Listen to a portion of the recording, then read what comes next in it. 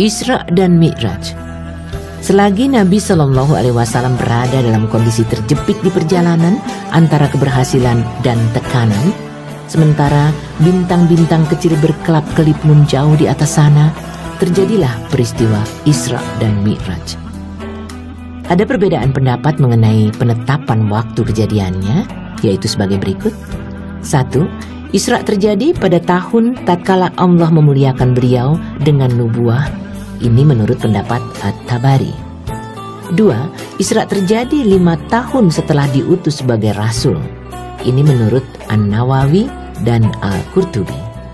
3. Isra terjadi pada malam tanggal 27 bulan Rajab tahun ke-10 dari nubuah. Ini merupakan pendapat Al-Alamah Al-Mansurfuri. 4. Ada yang berpendapat Isra terjadi 6 bulan setelah hijrah atau pada bulan Muharram tahun ke-13 dari nubuah. 5. Ada yang berpendapat Isra terjadi setahun 2 bulan setelah hijrah, tepatnya pada bulan Muharram tahun ke-13 dari nubuah. 6. Ada yang berpendapat Isra terjadi setahun sebelum hijrah atau pada bulan Rabiul Awal tahun ke-13 dari nubuah. 3 pendapat yang pertama tertolak dengan pertimbangan karena Khadijah radhiyallahu anha meninggal dunia pada bulan Ramadan tahun ke-10 dari nubuah. Sementara pada saat meninggalnya belum ada kewajiban sholat 5 waktu. Juga tidak ada perbedaan pendapat bahwa diwajibkannya sholat 5 waktu pada malam Isra. Sedangkan 3 pendapat lainnya tidak ada satupun yang menguatkannya. Hanya saja kandungan surat Al-Isra menunjukkan bahwa Isra itu terjadi pada masa-masa akhir. Para imam hadis meriwayatkan rincian peristiwa ini yang kami paparkan secara singkat sebagai berikut. Ibnul Qayyim berkata, menurut riwayat yang sahih, Rasulullah Shallallahu Alaihi Wasallam diisrakan dengan jasadnya dari Masjidil Haram ke Baitul Maqdis dengan menaiki burak yang disertai Jibril, lalu turun di sana dan sholat mengimami para nabi yang lain. Sementara burak diikat pada tali pintu masjid. Pada malam itu pula, dari Baitul Maqdis beliau naik ke langit dunia bersama Jibril. Jibril meminta izin agar dibukakan, maka pintu langit dibukakan baginya. Di sana beliau melihat Adam, bapak sekalian manusia. Beliau mengucapkan salam dan Adam menyambut kedatangan beliau, menjawab salam dan menetapkan nubuah beliau. Allah memperlihatkan roh orang-orang yang mati syahid ada di sebelah kanan dan roh orang-orang yang sengsara ada di sebelah kiri. Kemudian naik lagi ke langit kedua. Jibril meminta izin bagi beliau. Setelah dibukakan, beliau melihat Yahya bin Zakaria dan Isa bin Maryam di sana.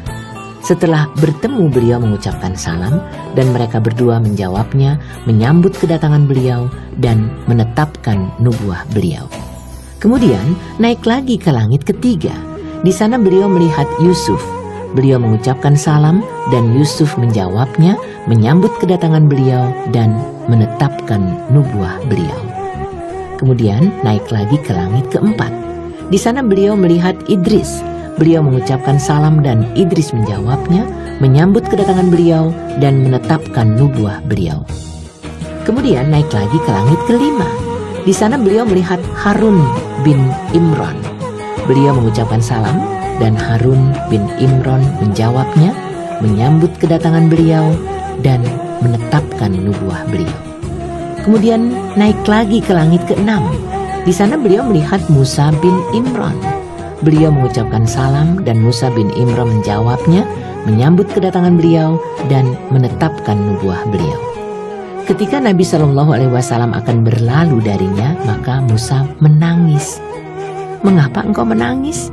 ditanyakan kepadanya.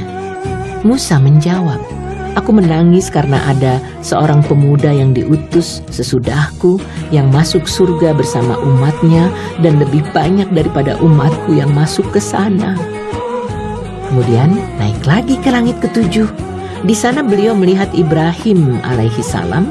Beliau mengucapkan salam dan Ibrahim menjawabnya, menyambut kedatangan beliau dan menetapkan nubuah beliau. Kemudian beliau naik lagi ke Sidratul Muntaha, lalu dibawa naik lagi ke Al-Baitul Ma'mur, kemudian dibawa naik lagi untuk menghadap Allah yang Maha Perkasa dan mendekat dengannya sehingga jaraknya tinggal sepanjang 2 ujung busur atau lebih dekat lagi. Lalu Allah mewahyukan apa yang diwahyukan kepada hambanya. Allah mewajibkan kepada beliau sholat 50 kali. Beliau kembali lagi hingga bertemu Musa. "Apa yang diperintahkan kepadamu?" tanya Musa. "Sholat 50 kali," jawab beliau. "Sesungguhnya umatmu tidak akan sanggup melakukannya. Kembalilah menemui Rabb-mu dan mintalah keringanan kepadanya bagi umatmu," kata Musa. Beliau memandang ke arah Jibril, meminta pendapatnya. Maka Jibril mengisyaratkan dengan berkata, "Itu benar jika memang engkau menghendaki." Bersama Jibril, beliau naik lagi hingga menghadap Allah yang Maha Perkasa yang tetap berada di tempatnya. Begitulah yang disebutkan dalam riwayat Al-Bukhari dalam beberapa jalan. Jumlah sholat itu dikurangi 10. Kemudian beliau turun hingga bertemu Musa dan menyampaikan kabar kepadanya.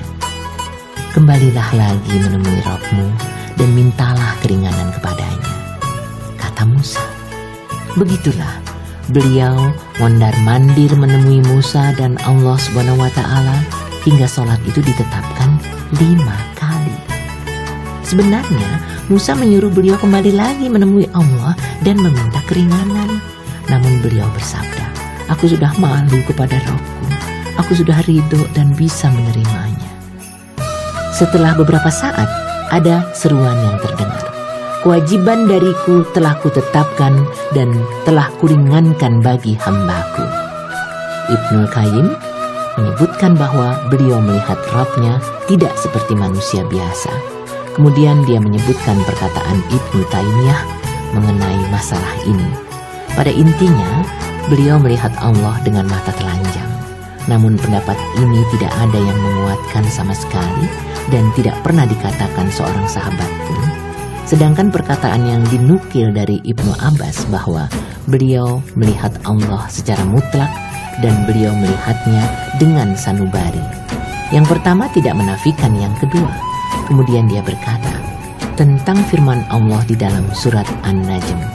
Kemudian dia mendekat lalu bertambah dekat lagi.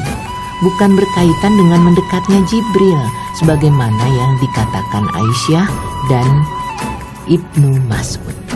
Sedangkan mendekat dalam kisah Isra adalah mendekatnya Allah. Jadi tidak ada yang diperselisihkan dalam surat An-Najm ini. Bahkan dalam surat ini juga disebutkan bahwa beliau melihat Jibril dalam rupa aslinya yang lain di Sidratul Muntaha. Jadi beliau pernah melihat Jibril dalam 2 rupa aslinya, sekali tatkala di bumi dan sekali tatkala di Sidratul Muntaha. Wallahu a'lam.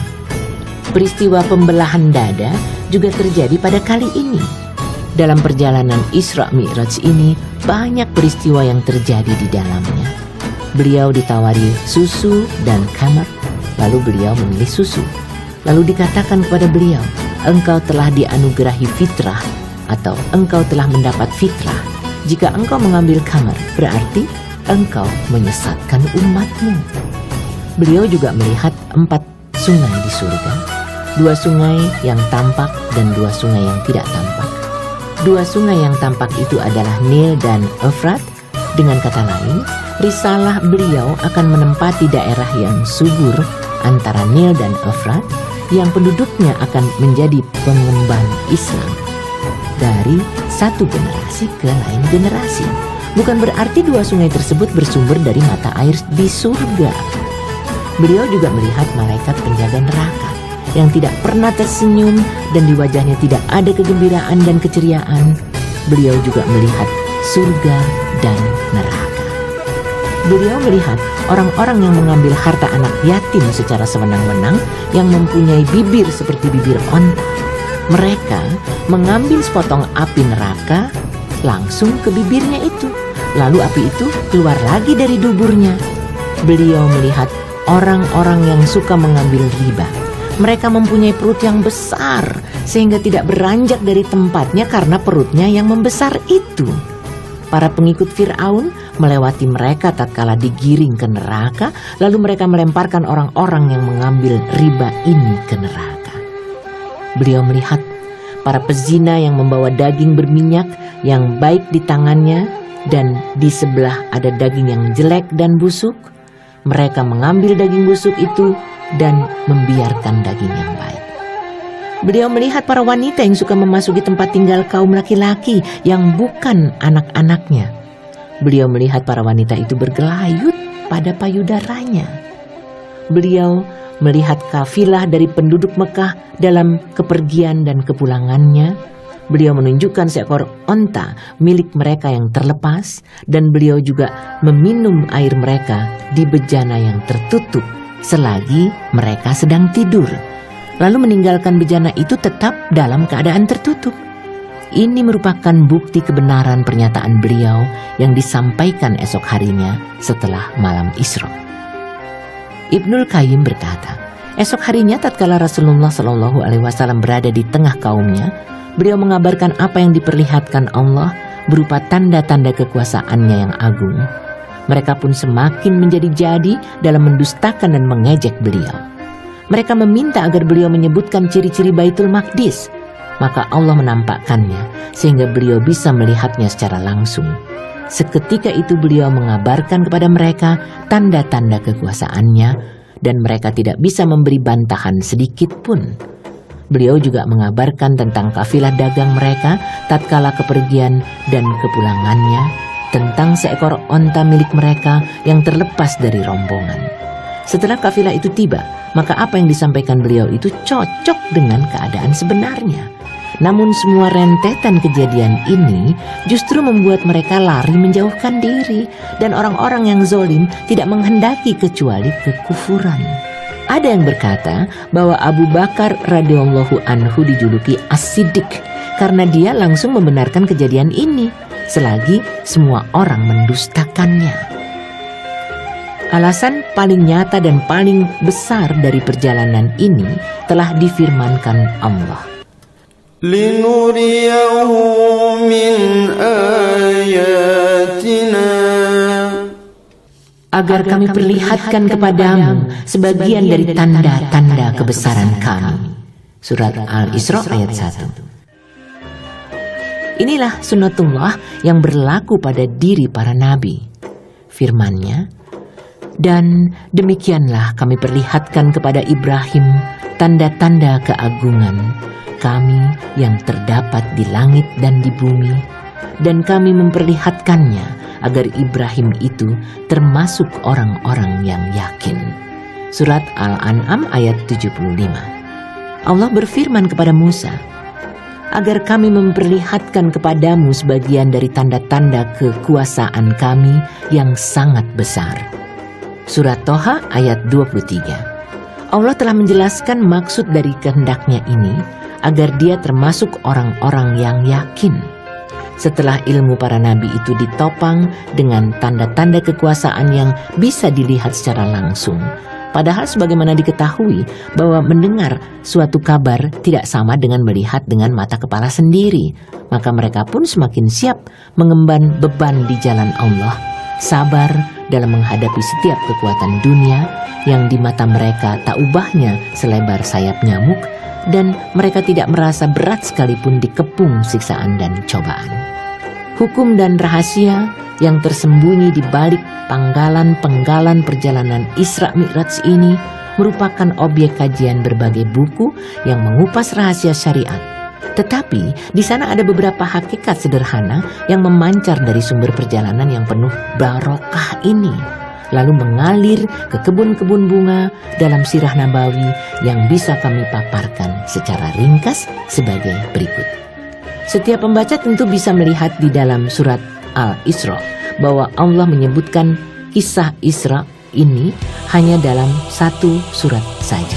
Kemudian Allah menyebutkan keburukan orang-orang Yahudi dan kejahatan-kejahatan mereka. Kemudian Allah mengingatkan mereka bahwa Al-Quran ini memberi petunjuk kepada jalan yang paling lurus. Boleh jadi pembaca mengira bahwa antara dua ayat ini tidak ada kaitannya, padahal tidak begitu hakikatnya. Dengan susunan kalimat ini, Allah mengisyaratkan bahwa Isra itu merupakan perjalanan ke Baitul Maqdis. Sebab orang-orang Yahudi akan dikucilkan dari posisi pengendalian umat manusia karena kejahatan-kejahatan yang mereka lakukan sehingga mereka pun tersisih. Kemudian Allah akan mengalihkan posisi itu kepada Rasulullah SAW dan menyatukan dua sentral dakwah keturunan Ibrahim. Jadi sudah tiba saatnya untuk mengalihkan kendala kepemimpinan spiritual dari satu umat ke lain umat. Dari umat yang sejarahnya dilumuri pengkhianatan, permusuhan, dan kejahatan, beralih ke umat yang dibanjiri kebaikan dan kebajikan. Sehingga Rasulnya senantiasa mendapatkan wahyu Al-Quran yang menunjuki kepada jalan yang paling lurus. Tetapi bagaimana kendali kepemimpinan itu bisa beralih? Padahal Rasulullah SAW hanya bisa berputar-putar di beberapa gunung di Mekah dalam keadaan terkucil di tengah manusia.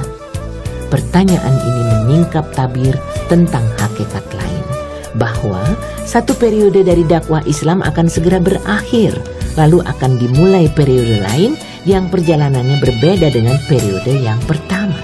Oleh karena itu, kita bisa melihat sebagian ayat yang mengandung ancaman dan peringatan yang keras tertuju kepada orang-orang musyrik seperti firman-Nya, dan jika kami hendak membinasakan suatu negeri, maka kami perintahkan kepada orang-orang yang hidup mewah di negeri itu supaya mentaati Allah. Tetapi mereka melakukan kedurhakaan dalam negeri itu, maka sudah sepantasnya berlaku terhadapnya perkataan atau ketentuan kami. Kemudian kami hancurkan negeri itu sehancur-hancurnya. Dan berapa banyaknya kaum sesudah Nuh telah kami binasakan. Dan cukuplah Tuhanmu Maha mengetahui lagi Maha melihat dosa hamba-hambanya. Surat Al-Isra ayat 16 dan 17. Di saat masih ada ayat-ayat lain yang menjelaskan kepada orang-orang muslim tentang dasar, prinsip, dan pijakan kemajuan yang menjadi landasan masyarakat Islam, seakan-akan pada saat itu pula mereka telah menyebar ke seluruh dunia, mengendalikan urusannya dari segala segi dan menciptakan kesatuan serta memutar roda kehidupan masyarakat. Di sini juga terkandung isyarat bahwa Rasulullah SAW akan mendapatkan tempat berlindung yang aman bagi Islam dan tempat itu menjadi pusat penyebaran dakwahnya di seluruh penjuru dunia. Inilah satu rahasia dari perjalanan yang penuh barokah ini yang bisa kami simpulkan dalam kajian ini. Karena hikmah ini dan hikmah lain yang serupa, maka kami berpendapat bahwa Isra terjadi entah sebelum baiat Aqabah yang pertama atau antara dua baiat Aqabah. Wallahu a'lam.